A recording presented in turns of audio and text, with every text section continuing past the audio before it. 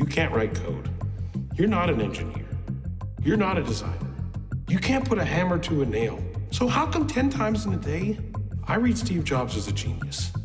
What do you do? Musicians play their instruments. I play the orchestra.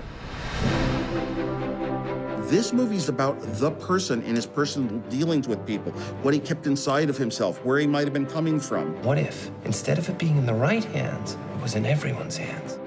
From when we started Apple, he was going to be the person in control, running things in the suits, representing the company, the face of the company. The plan will reveal itself to you when you're ready to see it.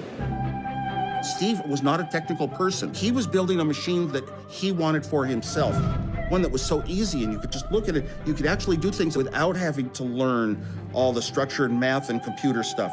Serious users want to customize. They want to modify. They want to jack it up. They don't get a vote. What every person is good at is what they value. And I value engineering. I was really good at it. But Steve, how could he contribute to a product?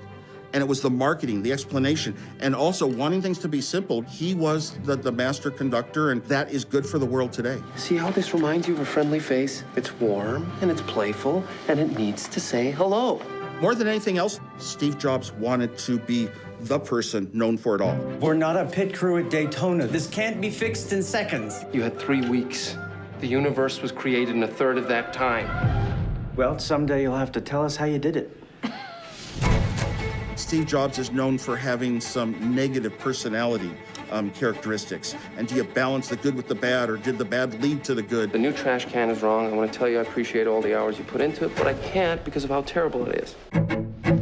I think history's going to remember him as one of those great technical leaders of all time, just like Edison. He might also be remembered for his negative personality. I think that's going to go with his legacy forever. But he led the world in the future, and everybody else then would follow once they saw it. Look at their faces when they see what it is. They won't know what they're looking at or why they like it, but they'll know they want it.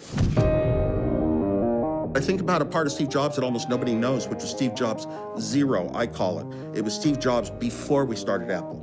And the fun times we had, the pranks we played, the laughter. I'm the only one that knows that this guy here is someone you invented. He really, quite a bit, manipulated his own legacy. Any chance I can get you to go out there instead of me? I love you, Steve. I love you too, Oz. Steve Jobs.